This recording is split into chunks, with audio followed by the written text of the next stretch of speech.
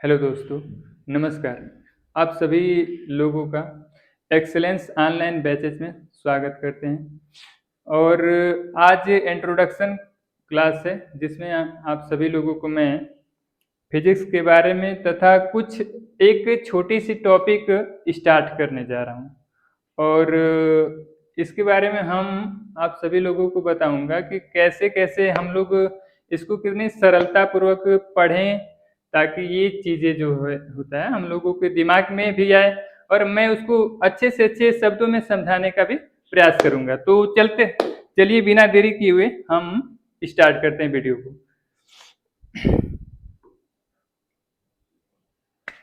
देखिए, सबसे पहली मेरा ये रहेगा कि फिजिक्स किसे कहते हैं। तो इसकी डिफिनीशन क्या होती है कि भौतिक विज्ञान की वह शाखा जो जो पदार्थ, ऊर्जा, गति, बल और उनके बीच की क्रियाओं का अध्ययन कराते हैं, उसे क्या कहते हैं? भौतिक विज्ञान कहते हैं। अब यहाँ पे सबसे पहला शब्द है पदार्थ, है ना। तो पदार्थ किसे कहते हैं? पदार्थ वो हमारी ब्रह्मांड की चाहे जितने भी आप चीजें देख रहे हैं, ब्रह्मांड की चाहे जितने भी वस्तुएं देख रहे हैं, जैसे ये पेंसिल हो गया, ये बोर्ड हो गया, ठीक है, बहुत सारे यहाँ पे चीजें रखे हुए हैं, वो सारे क्या आती हैं? पदार्थ के अंतर्गत आती हैं, ठीक है। ये सारी चीजें क्या होगी? पदार्थ होगी। आगे देखिए, ऊर्जा। हम लोग जो खाना खाते हैं, खाना खाने के बाद हमें जो भी एनर्जी प्रोड्यूस होती है, हम जो लोग कार्य कर पाते हैं किसी को, तो वहां पे क्या होती है? एनर्जी मिलती है हमें। तो वो एनर्जी होगी। गति, हम लोग जो चल पाते हैं यहाँ से वहां तक, कहीं कहीं भटक जाते हैं, ठीक है, तो वो क्या होती है? एक प्रकार से गति है। बल, हम किसी भी चीज को उठाते हैं तो हमारे साथ क्या लगता है? हमारे हाथ पे या कुछ भी बल लगता है। जैसे हमने इसको उठाया तो ये हमारे ऊपर क्या लगता है? बल लगता है, ठीक है। तो ये हो गया बल। और उनके बीच की, मतलब ये सारे जो तत्व हैं, इन सभी तत्वों को मिला करके जो हम लोग क्रियाएं करते हैं वही क्या कहलाता है? भौतिक विज्ञान, ठीक है। तो ये जो है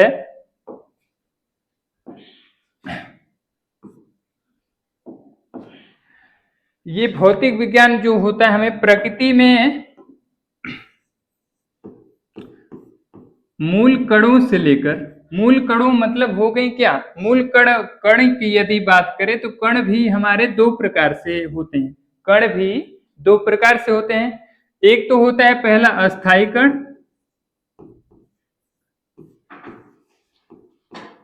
दूसरा होता है अस्थाई कण।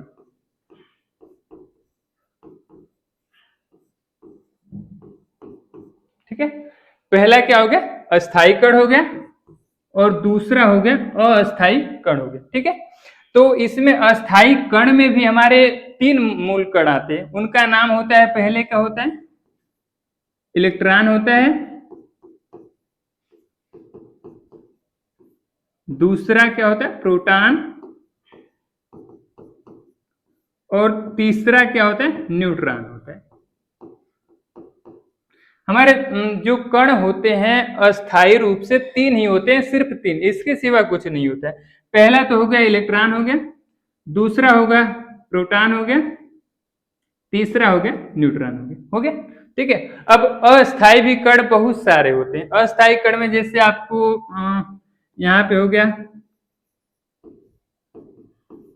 न्यूट्रिनो हो गया, ठीक है,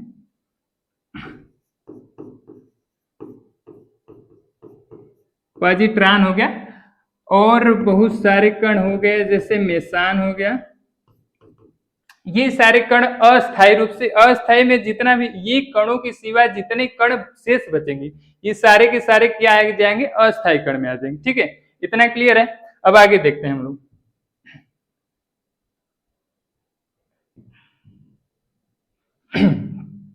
हमने बताया कि यहाँ पे जो भौतिक विज्ञान है वो मूल कणों से मिलकर, मूल कणों से और पूरे ब्रह्मांड से, और पूरे ब्रह्मांड से मिलकर बनता है।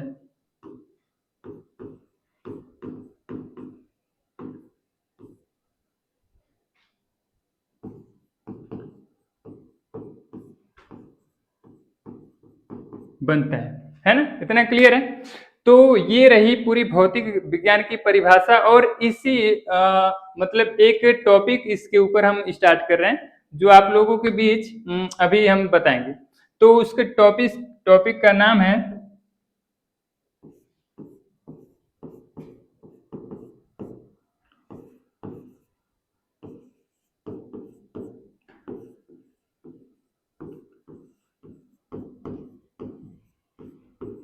ओम का नियम है। ये एक छोटा सा टॉपिक आप लोगों के बीच में हम बताने जा रहे हैं। इसको एकदम सरल और आसान शब्दों में हम इसे समझाएंगे, ठीक है? तो आप लोग इसको समझने का प्रयास करिएगा।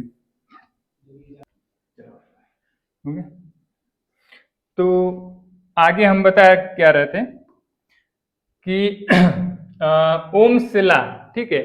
ओम का नियम हमने एक छोटा सा टॉपिक रखा है, ओम का नियम। इसको हम क्या करेंगे, छोटे यानी सरल भाषा में हम आपको समझाने का प्रयास करेंगे। एक वैज्ञानिक थे जॉर्ज साइमन ओम, ठीक है?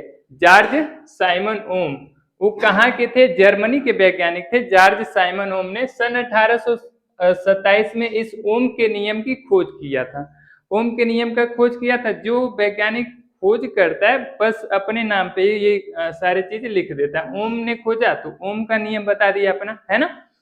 तो अपने पुस्तक इन नियम का जो इन्वेंशन है, आविष्कार किया था किस पुस्तक में?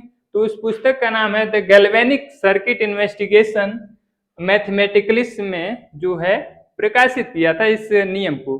तो इस नियम के अनुसार क्या होता है ये आपको बताते हैं। इस नियम के अनुसार यदि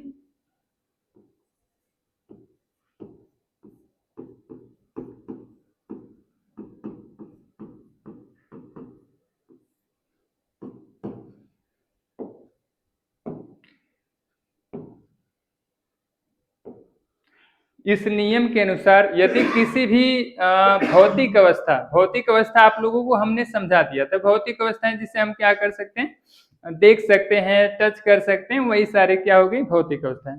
किसी भी भौतिक अवस्था जैसे दाब, ताप, आयतन, ठीक है, इत्यादि में यदि कोई परिवर्तन ना हो, ठीक है, यदि ताप, दाब, आयतन, द्रव्यमान इत्यादि में कोई परिवर्तन ना हो तो कोई भी चालक तार में उत्पन्न विभवांतर, किसी भी चालक तार में, ये चालक तार है ना, ये चालक तार में उत्पन्न विभवांतर यानी भी विभवांतर को हम डिनोट करते हैं भी से।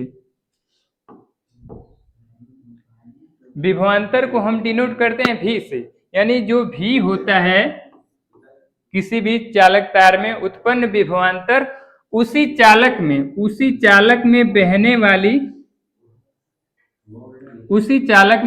वाली धारा के क्या होता है, समानुपाती होता है,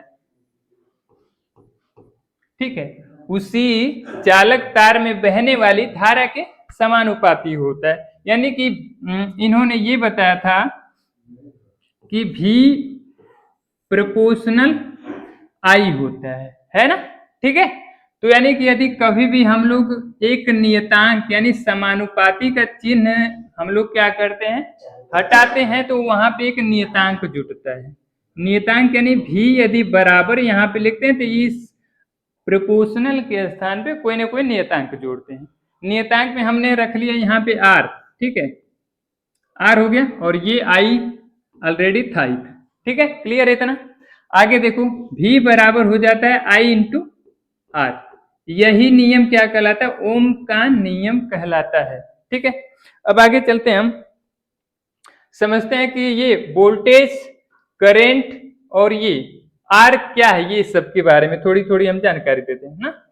तो यहाँ पे आप लिख सकते हो, जहां भी बराबर क्या है, विभवांतर,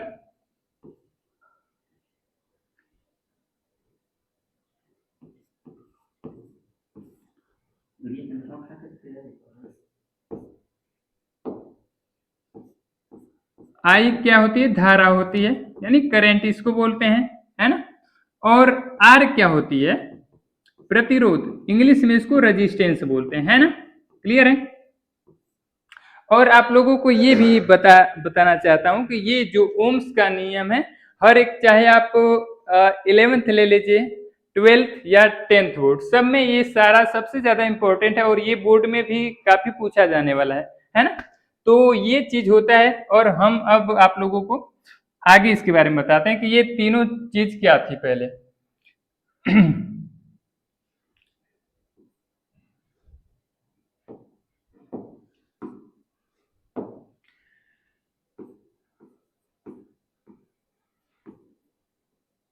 विभव या विभवांतर, है ना, यानी जिसे भी से प्रेजेंट करते हैं। विभव क्या होता है? विभव जैसे V बराबर I इंटू आर था, है ना। यहाँ पे V क्या है? विभव, I क्या है? धारा, R क्या है? प्रतिरोध है। V को कहते हैं वोल्टेज भी कहते हैं, क्योंकि विभवांतर का मात्रक भी वोल्टेज होता है, तो यहाँ पे V क्या है? वोल्टेज है ना। तो हमने कहा कि वोल्टेज क्या करता है?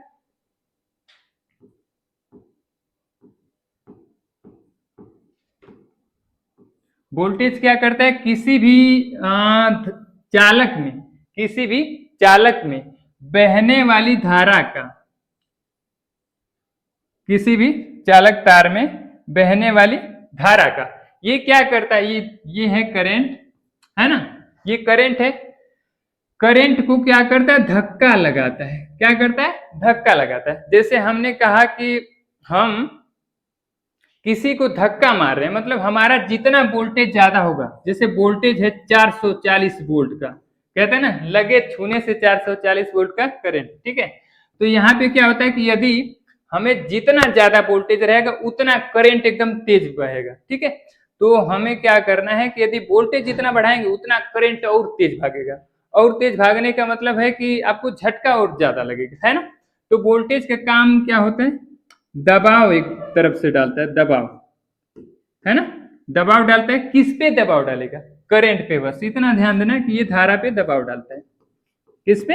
धारा पे दबाव डालता है। यदि ये धक्का देता है, धक्का दिया, तो क्या करता है? ये धारा को आगे बढ़ाता है, और जितना वोल्टेज ज्यादा होगा उतना ये धारा तेज चलेगा। उतना धारा यदि तेज हुआ तो आपको करंट उतना तेज शॉक लगेगा, है ना। तो आगे देखो, और यहां पे रहा आई, यानी धारा के बारे में बात करें हम।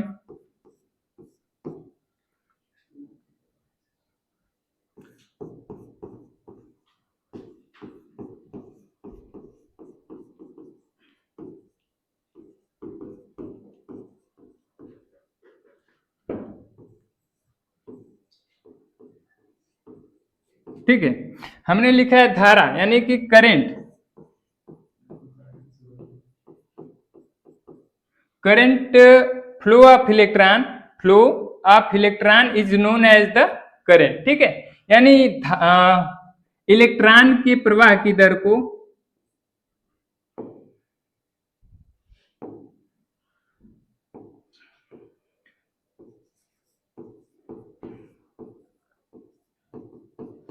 इलेक्ट्रॉन के प्रवाह की दर को धारा कहते हैं, है ना।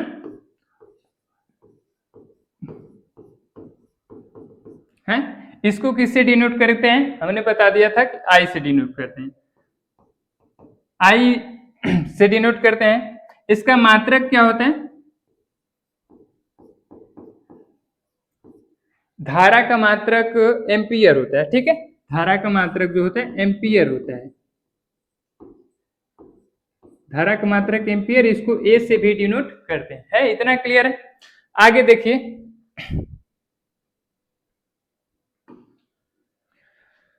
अब आप लोगों को बताने जा रहे हैं प्रतिरोध के बारे में।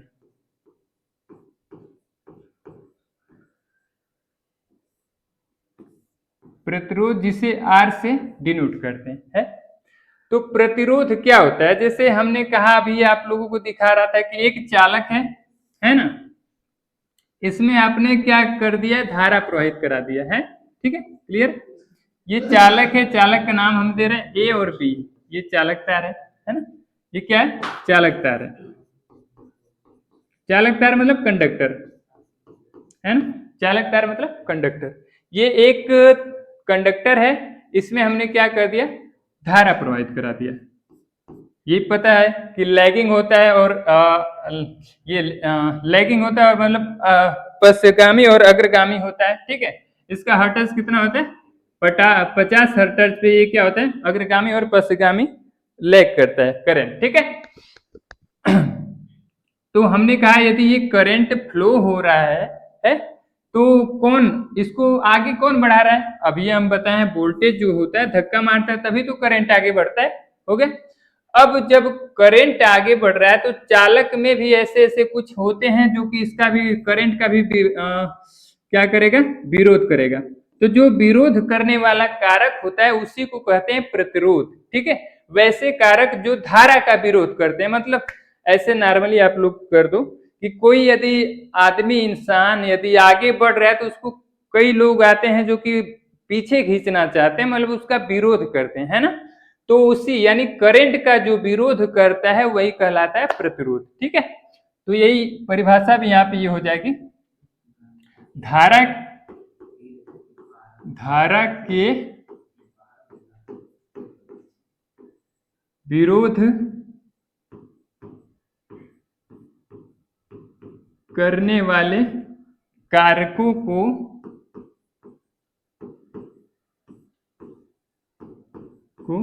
प्रतिरोध करते हैं। प्रतिरोध, रोध मतलब ही होता है, रोध मतलब ही होता है अवरोध, ठीक है। किसका अवरोध? धारा का अवरोध, यानी करंट का जो विरोध करता है प्रतिरोध कहलाता है। बात खत्म, प्रतिरोध कहलाता है, हो गया, ठीक है। इसको क्या आर से डिनोट करते हैं, हमने बता दिया था पहले। आर से इसको क्या करते हैं, प्रदर्शित करते हैं, आर से प्रदर्शित करते हैं। इसका मात्रक यदि बात करी जाए,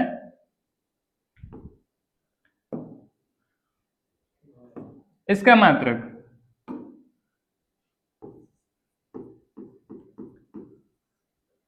प्रतिरोध का यदि मात्रक की बात करी जाए तो इसका होता है मात्रक ओम, ठीक है, ओम। इसको ऐसे प्रतीक चिन्ह से दर्शाते हैं, है, ठीक है।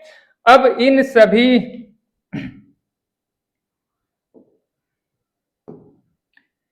सभी चीजों में एक प्रतिरोध का और सूत्र होता है, आर बराबर रो एल बाई ए, ठीक है। प्रतिरोध का ये भी एक फार्मूला होता है ऐसे, ठीक है। और वहां पे हमने क्या निकाला था, ओम के नियम से, यदि ओम के नियम का फार्मूला था V बराबर आई इंटू आर था, ओम के नियम से V बराबर आई इंटू आर था। हमने कहा यदि यहाँ पे हम R का मान निकाल रहे हैं तो ये V जस का तस है, I जो है इसके नीचे आ जाएगा, यहाँ पे गुणा का चिन्ह है तो इधर आएगा तो भागा हो जाएगा, यानी कि V बटे के क्या हो जाएगा, I हो जाएगा, ठीक है। ये वाला देखिएगा आप लोग ध्यान से, ये होगा। फिर से एक बार, ये V बराबर आई इंटू आर है, तो हमने कहा आर को यहीं भी रहने दीजिए, आई को इधर लेकर आइए, पक्षांतर करेंगे, ये गुणा में था तो ये इधर आके भाग हो जाएगा, है ना। तब यहाँ पे यदि बात करी जाए तो आर बराबर ये क्या फार्मूला होता है, तो यहाँ पे तो आर क्या हो गया, प्रतिरोध, प्रतिरोध हो गया। और रो क्या है, विशिष्ट प्रतिरोध, इसको बोलते हैं विशिष्ट प्रतिरोध, विशिष्ट प्रतिरोध। और यल क्या होता है, लंबाई होता है, लंबाई। और ए क्या होता है, क्षेत्रफल, यानी अनुप्रस्थ काट का क्षेत्रफल होता है। ए क्या होता है, अनुप्रस्थ काट का क्षेत्रफल होता है। तो अब आप लोग बताइएगा कि जो आर का मात्रक होगा क्या होगा। आप लोगों से दो प्रश्न आप लोगों से पूछकर हम कल आप लोगों को होमवर्क के लिए दो प्रश्न दे रहे हैं कि यहाँ पे आप लोग पहला प्रश्न ये बताइएगा कि आर का मात्रक क्या होगा।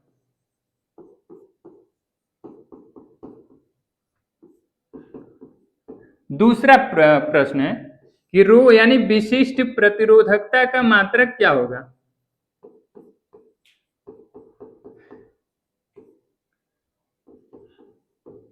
बस आज के लिए इतना ही। तब तक के लिए हम अगले क्लास में मिलते हैं। तब तक के लिए धन्यवाद।